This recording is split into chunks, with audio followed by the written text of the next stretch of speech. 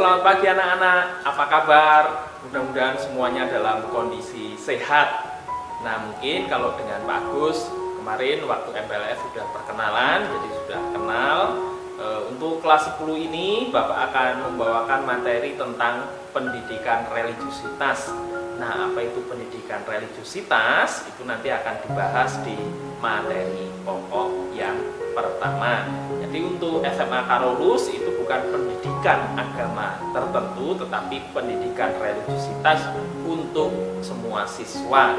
Nah, pada intinya pendidikan religiusitas itu mengajarkan kita tentang pentingnya membangun toleransi dalam hidup beragama. Nah, ini beberapa hal yang harus kita perhatikan untuk mapel Bapak. Jadi tadi sudah Bapak sampaikan, nama mapelnya adalah pendidikan religiusitas.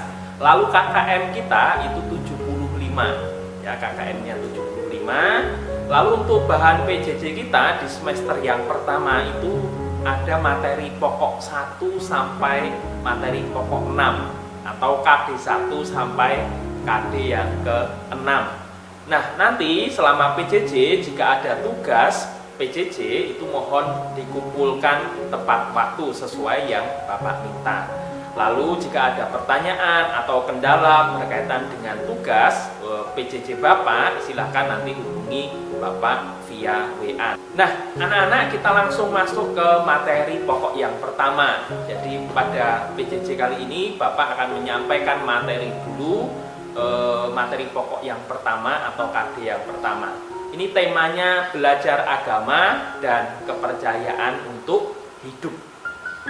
Nah, untuk KD-nya atau kompetensi dasarnya adalah memahami manfaat belajar agama dan kepercayaan melalui pendidikan religiusitas sehingga tumbuh sikap menghormati keberagaman. Lalu untuk indikatornya menjelaskan pemahaman umum tentang agama-agama, lalu kemudian ada nanti penjelasan tentang pengertian religiusitas, kemudian apa itu manfaat belajar agama atau belajar religiusitas, kemudian menjelaskan kekasan pendidikan religiusitas dibandingkan pendidikan yang lain, lalu kemudian nanti ada menceritakan pengalaman hidup beragama. Nah, kita langsung ke inti materinya. Nah, Indonesia itu mengakui ada berapa agama? Ada 6 agama dan aliran kepercayaan. Jadi aliran kepercayaannya ada banyak, kurang lebih ada 720 aliran kepercayaan yang diakui di Indonesia ini. Jadi Indonesia mengakui adanya 6 agama plus aliran kepercayaan. Nah, 6 agama itu apa saja? Kita akan mengenal sedikit banyak ini pengetahuan dasar saja tentang agama-agama yang diakui di Indonesia. Misalkan di sini agama Islam itu tempat ibadahnya pasti sudah tahu masjid, kitab sucinya ada Al-Quran, lalu hari rayanya yang familiar, yang banyak dikenal oleh masyarakat itu Idul Fitri dan Idul Adha. Kemudian peletak dasarnya. Nah, peletak dasar ini adalah tokoh yang menjadi cikal bakal munculnya agama tersebut. Nah, di dalam agama Islam ya Nabi Muhammad. Nabi Muhammad ini yang menerima wahyu dari Allah untuk menyampaikan ajaran agama Islam. Kemudian agama yang kedua adalah agama Kristen atau Kristen Protestan, gitu ya. Tempat ibadahnya gereja, kitab sucinya Alkitab, lalu hari rayanya yang familiar yang dikenal oleh masyarakat adalah Natal dan Paskah. Lalu peletak dasarnya Yesus Kristus.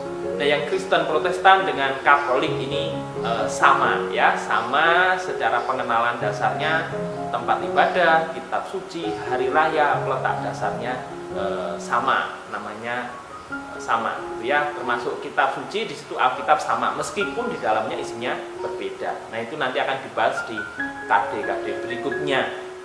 Kemudian agama Buddha itu tempat ibadahnya vihara, lalu kitab sucinya namanya Tripitaka, lalu hari rayanya namanya Waisak, kemudian peletak dasarnya Siddhartha Gautama.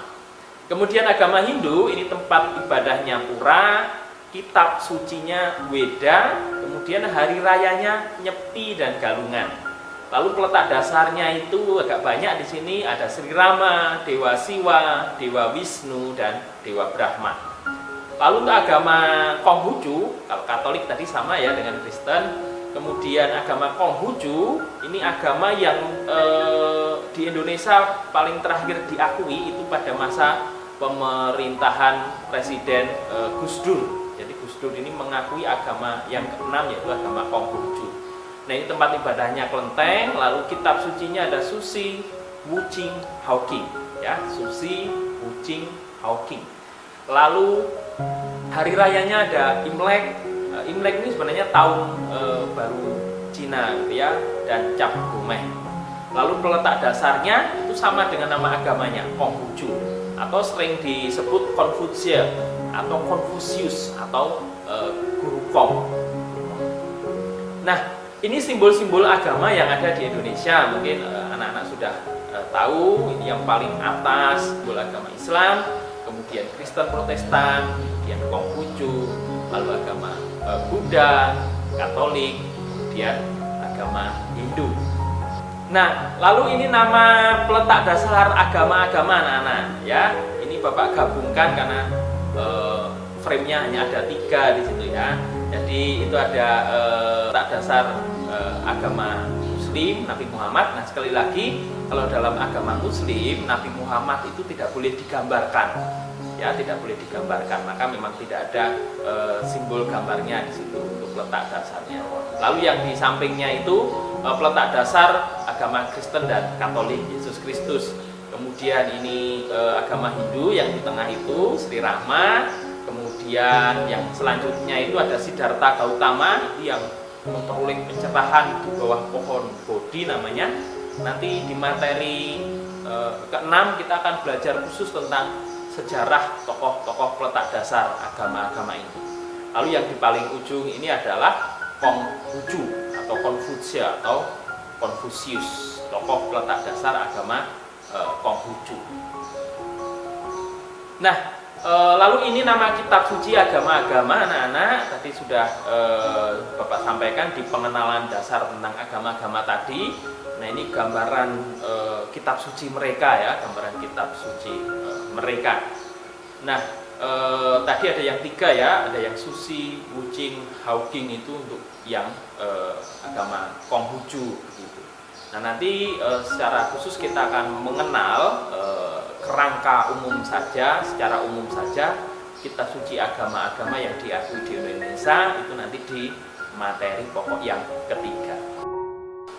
Nah, lalu tadi Bapak menyampaikan nama materi mapelnya itu religiusitas. Mungkin yang dari SMP Karolus sudah paham, sudah diajarkan mungkin dengan Pak Ari waktu itu apa itu religiusitas gitu.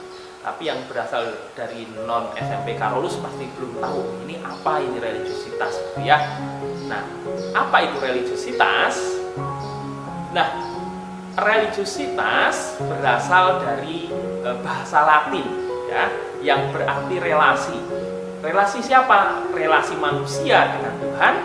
Jadi relasi manusia dengan Tuhan, relasi manusia dengan sesamanya, relasi manusia dengan alam semesta, dan relasi manusia dengan dirinya sendiri. Ya, jadi religiusitas itu artinya relasi, relasi manusia dengan Tuhan, relasi manusia dengan sesamanya, relasi manusia dengan alam sekitar, dan relasi manusia dengan dirinya sendiri. Jadi ada 4 unsur itu: Tuhan, sesama, alam, dan diri sendiri. Kemudian apa tujuannya atau manfaatnya kita belajar agama atau di sini belajar pendidikan religiusitas itu? Jadi tujuannya ada 2. Nanti anak-anak bisa ceritakan ke orang tua ya. Kenapa di SMA Karolus itu diajarkan religiusitas? Jadi tujuannya ada 2. Tidak ingin merubah agama orang, tetapi di sini pertama-tama kita ingin belajar untuk memaknai hidup secara benar sesuai dengan ajaran agama masing-masing ya. Belajar memaknai hidup secara benar sesuai dengan agama masing-masing, tidak sesuai dengan agama orang. Jadi di mata pelajaran pendidikan religiusitas, Anda yang Muslim akan menjadi semakin Muslim, Anda yang Katolik menjadi semakin Katolik ketika Anda bisa memaknai hidup sesuai dengan ajaran agama Anda masing-masing. Kemudian tujuan yang kedua yang tidak kalah pentingnya adalah menumbuhkan dalam diri kita semangat toleransi, saling menghormati, mau menghargai, mau berdialog dengan orang yang beragama lain. Nah, ini pentingnya pendidikan religiusitas anak-anak. Toleransi itu tidak hanya sekedar teori, tapi toleransi itu harus juga diajarkan dan juga dipraktekkan dalam hidup. Maka butuh apa yang namanya toleransi itu diajarkan di kelas-kelas supaya anak punya pemahaman kalau saya bertoleransi dengan orang lain yang berbeda suku, berbeda agama dengan saya, itu caranya seperti apa. Maka kemudian ketika tahu secara pengetahuan, maka diharapkan dipraktekkan juga dalam kehidupan bermasyarakat. Saya mau bertoleransi dengan teman tetangga saya yang mungkin beda suku dengan saya, yang mungkin beda agama dengan saya. Caranya begini, dan begini. Jadi tujuannya ada dua ini ya. Selain kita bisa memaknai hidup kita secara benar sesuai dengan ajaran agama kita, sekaligus kita diajak untuk belajar mempunyai semangat toleransi, menghargai orang yang berbeda dengan kita, berbeda suku maupun berbeda agama. Nah, kemudian kekasan pendidikan religiusitas itu apa dibandingkan mungkin ada kalau Anda di SMP negeri itu ada pendidikan agama Islam, ada pendidikan agama Katolik, ada pendidikan agama Buddha dan seterusnya. Nah, religiusitas itu kekasannya kita tidak hanya mengenal satu agama, tapi kita diajak untuk mengenal agama-agama yang diakui di Indonesia. Ya, sekali lagi mengenal, tidak mendalami, mengenal agama-agama yang diakui di Indonesia. Tadi saya sampaikan ada 6 agama, ya, ada 6 agama. Kita diajak mengenal agama-agama tersebut. Tujuannya apa? Kata orang, kalau tidak mengenal maka tidak sayang, gitu ya. Tujuannya ketika kita sudah mengenal secara umum, ya, tidak detail, secara umum 6 agama yang lain itu, maka kemudian kita diharapkan menjadi penganut agama yang inklusif. Inklusif itu artinya terbuka, mau berdialog, mau bertoleransi dengan yang lain. Tidak menjadi penganut agama yang eksklusif. Eksklusif itu artinya menutup diri terhadap orang lain, suku lain, agama lain, ya. Jadi ketika sudah mengenal, pasti kita akan semakin mau menghargai, menghormati orang lain yang berbeda suku, berbeda agama dengan kita. Misalkan kalau Anda semua anak-anak kelas 10 sudah kenal dengan Bapak, lalu ketika kita ketemu nih, misalkan di jalan begitu berpapasan dengan saya, Pak Agus, selamat pagi, gitu. Pasti Anda menyapa karena sudah mengenal. Tapi kalau Anda belum mengenal saya, ketika berpapasan di jalan, itu pasti juga diam saja, saya nggak kenal kok. Nah, harapannya lewat pelajaran pendidikan religiusitas kita juga begitu. Ketika kita mengenal agama-agama lain, maka kita diharapkan juga semakin mau menghormati agama-agama lain yang diakui oleh pemerintah. Nah, jadi belajar toleransi itu sangat penting. Nah, di situ anak-anak bisa melihat ini tempat-tempat ibadah yang ada di Indonesia dengan macam-macam ciri dan coraknya. Nah, anak-anak, kita sudah selesai untuk materi pokok 1, tidak banyak yang Bapak sampaikan. Lalu untuk tugas pribadi, ini tugas hari ini cukup simpel ya, cukup simpel saja. Video ini kan ada di YouTube. Nah, nanti anak-anak silahkan menurut pendapatmu itu apa manfaat belajar agama, ya? Apa manfaatnya belajar agama menurut pendapat Anda sekalian? Jadi minimal sebutkan 3 ya, minimal 3. Nah, nanti jawabannya ditulis di kolom komentar saja di bawah video. Jadi jawabannya kamu tuliskan di kolom komentar saja di bawah video, nanti Bapak akan cek di kolom komentar. Jangan lupa ditulis namanya kalau Anda pakai akun Google yang mungkin berbeda dengan nama Anda. Jadi tulis namanya, kemudian kelas berapa, begitu, lalu baru di bawahnya 3 atau boleh lebih manfaat belajar agama menurut Anda. Nah, demikian materi dari Bapak. Terima kasih, sampai jumpa di pertemuan-pertemuan berikutnya. Salam Tarakanita, satu hati, satu semangat. Tarakanita, yes. Terima kasih, jaga kesehatan selalu.